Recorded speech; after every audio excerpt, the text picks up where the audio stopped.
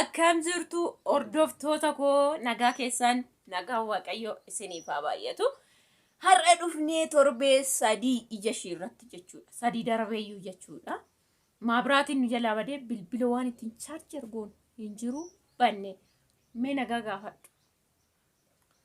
Hai nagaa jirtu akkam nagaa keessanii hordoftoota hunda dandeessu. Nagaan isiniif haa ta'u bakka jirtanitti hundumti keessanii. Akkam nagaa keessanii egaa carraadhuma ta'ee banneera jiruuf jireenyi kunis olii gadi nuuf ibsifti kanuma jecha bakka jirtanii hundumti keessanii nagaa waaqayyoo isiniif haa ta'u isiniin jedha. Jirtu akkamii maa baddan torbee sadii olii adimmaa turte waggaa sadii ta'uuf inni maa baddetti mee sun dhuguma waggaa sadii illee hin ta'u. Dhugaa fi yoo dubbanne guyyaa saayoon lakkaa'uu baadhee ji'a tokko wayiin ta'a sana ji'a tokkoon caaluu dambadee maal ayyaanatti haa jedheenira. Ayyaanni yoom? Faasikaa? Yoom keessa galee jiru? Faasikaatii waliin agarreedha malee faasikaa irratti haa isaaniin jedheera. Bakka geessanitti jedheera na fakkaata. Bakka. Ati posti gochuu waate waraabdee ol kee waate. Ani waan hin posti godhe iyyuu natti fakkaata ayyaana gaa. Waraabdee ol keessa gaambee kan malee ayyaana irratti faasikaa irratti haa jedheenira. Baay'ees miti fagoo miti jechaadha naannoo ji'a tokko kan akkasiiti. Naannoo ji'a tokkooti achiin immoo maabiraatii badee kanatti bannee anis garuume torbe sadi guute darbeeyyuu. Idda akkas ta'e anu ayyaana irratti baay'ee hin dubbifne.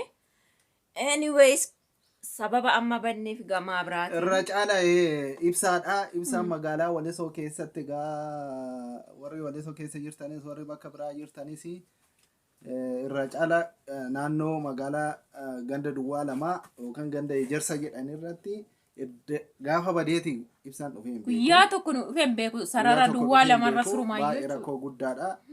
Masala kanarratti Walisoo naannoo Tullu Bolloo Asgorii akkasumatti ol ba'aa sarara kanarra jecha ibsaan hin jiru. Egaa kanaafis hin banne nuti ibsaa malee jireenyi magaalaa keessaa ibsaa bishaan malee baay'ee danuu tokko ulfaata. Kanumaaf banne warri ibsaa qabdan otoo nu ergiftanii naannoo keessa magaalaa keessa warri jiru. Itoophiyaa keessa maaltu iddoon hin rakkanne maaltu jira miti ishiin waan beekamte.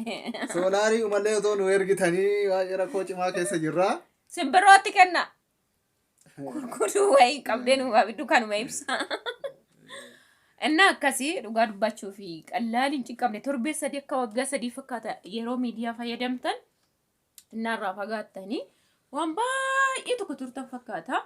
Bana garaachullaa gani sanum keessa immoo yootu narraan fataariyaana dambanya namoonni na jiru taa'ee sabichaa beeku waan haa herge sanum keessa miisheejii naa galchee.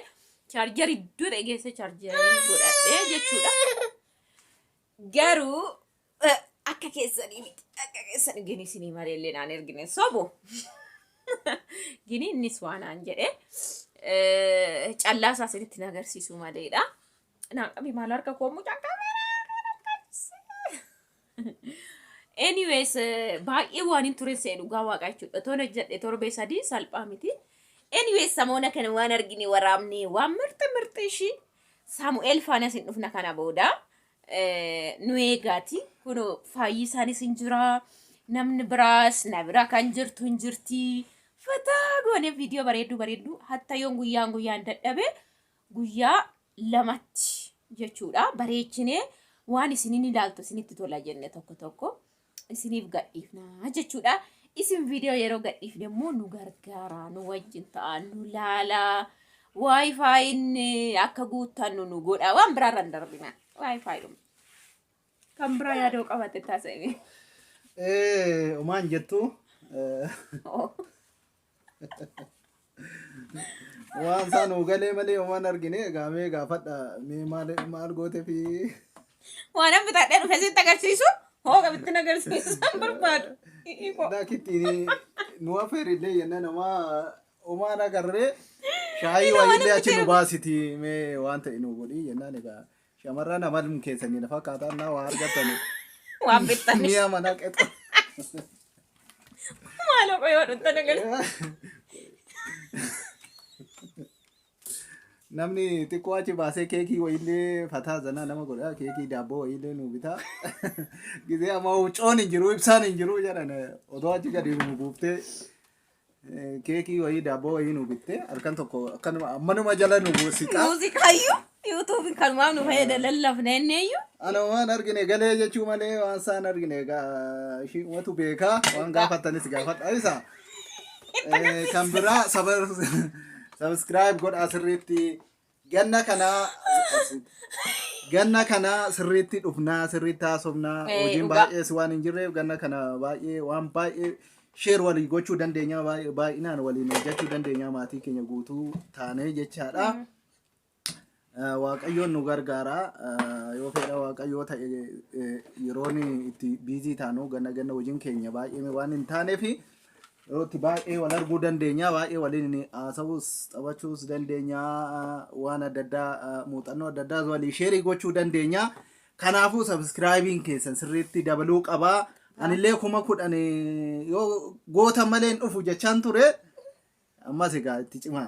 Garaan jabaadhu. Gaarii umatti jirtu garuu ittuma cimaa subscribe godha. Oromoonni keenya wal deeggaruun wal gargaaruun amala waliif haa ta'u yeroo namni rakkoo keessa galee yeroo namni waan ta'e miidiyaa irratti wal eenyu jechuurraa dursasaa yeroo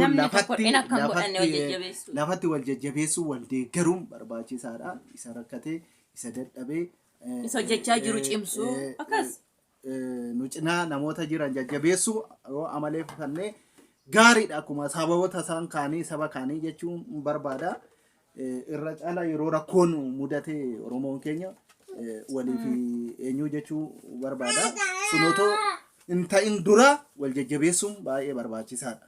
Kanaafuu sirriitti wal jajjabeessaa subscribe share waliif godhaa like godhaa yaada keessan nuuf kaan isiniin jedhaa. Nagaa waaqayyoo si wajjin haa ta'u. Baay. Sagaana naatutti goota. Guutuu nama. Bilbila. Inna akkasi anyways finxira bittu malee jechaa jira yuutuubiin waa jedhee siniin jedhee ture miti amma narkatti balbalumatti nambisu maal bitte naan jedha nambisu sitti agarsiisan ni bayaasa'u eeshi amma ijoollee namni mee jiru bor wayi jedhu ar'umatti ishee arrashii boruu yaada.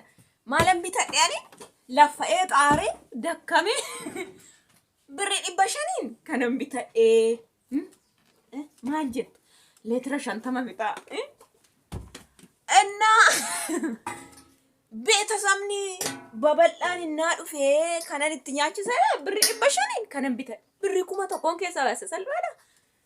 Balbalatti deebisee anachi bahe keekii wayin barbaade naan jedhee narkatti tuffate. Kanan bite ani ila ijoollee kanan bite. Raafuun isin jira daraa keessan. Kanarratti raafuun ida'e amma xinnaadha yuutuubii keessa kana oon bite. Xinnaadha daraa keessan kana oon xuuxxame waggaa 50 kana kan socho'u miti. Falfalaadha me. Mi oriijinaalaa tokko bitadhe dhugaa birrii 500 bazzi aggaataami. Hin qabu waan akkana biteen beeku. Maaliif saanotumaan salphaa akkuma magaalaa fayyadamna maatiin yeroo dhufan garuu walitti waan ta'eef garaa jaba bakka isiinuma jedhe kiisiin keessanii fuudhee bitee kaafuun yuutuubiin hoo kiisiin keessanii 500. Kunis akkasuma 500. Amma shii kana bittaanii shiroon barbaadaanii rigii achi kaaffeffataa jechuun barbaada harkatti tuffate kunu balbala irra taa'an suuqnu. Yoo booda jaarsummaadhaan suuqne nala. Kanaaf natti kolfama. Kanamaa bitte naan jedhe. Anyways isin akkanumatti bibbitadha. Waan mana bibbitadhu zimjaa isin inni tuffatu sannan suuqaa. Amma baaldis gurroo isaatti yoo daroo suuqen kittin koo eeggisa. Tirii sureen suuqaa. Amma gaaf tokko turizimii on godhe maatti beekama. Itti waaqam karaa sanas gargaarsa. Anyways, gubaa garuu birrii naa ergee jira. Ani dhuman hojii jammareeyyuu torbe 3 darbeera. Dura otoo maabiraatiin badin dhiiseeyyuu waan ta'eef isin kana booda garuu viidiyoo sirriitti ilaalaa. Like share godhaa isiniin jedhaa. viidiyoo bareedan isin gadhiisa kana booda akkuma inni jedhee waliin dhufna kana booda nu laala like share godhaa yaada qabdan barreessaa gaafii qabdan barreessaa isin jechuu barbaada. Bye.